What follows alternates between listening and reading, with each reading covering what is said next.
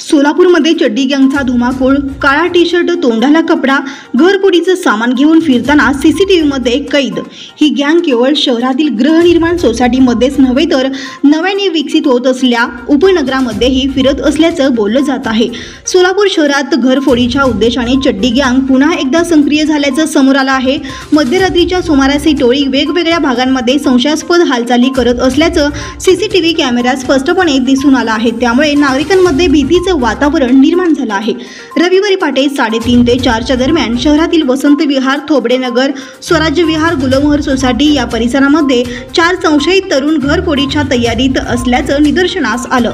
विशेष म्हणजे या चौघांनी चेहऱ्यावर कापड बांधलेलं असून काळा टी शर्ट आणि केवळ चड्डी परिधान केली होती। त्यांच्या हातात दगड आणि घरफोडी करताना उपयोगात येणारी काही साधन असल्याचं देखील सीसीटीव्ही फुटेजमध्ये स्पष्टपणे दिसून आलं आहे।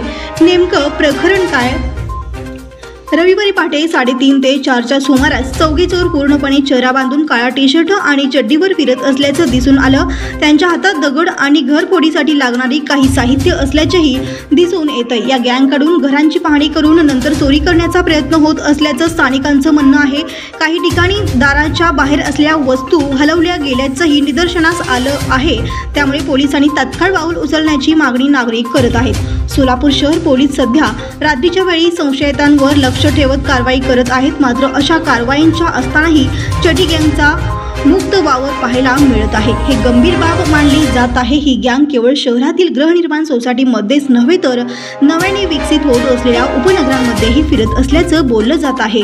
सदर गँगचे सदस्य स्थानिक आहेत की बाहेरून आहेत याचा तपास पोलीस करत आहेत। पोलीस प्रशासनाने या प्रकरणाकडे गांभीर्याने पाहून गस्त वाढवावी अशी मागणी नागरिकांकडून केली जात आहे। एकीकडे कोयदा गँगच्या दहशतीच्या चर्चा असताना सोलापुरात चड्डी गँग घरफोडीचं सामान घेऊन फिरत असल्याचं दिसून आल्यानं नागरिकांमध्ये भीतीचं वातावरण आहे।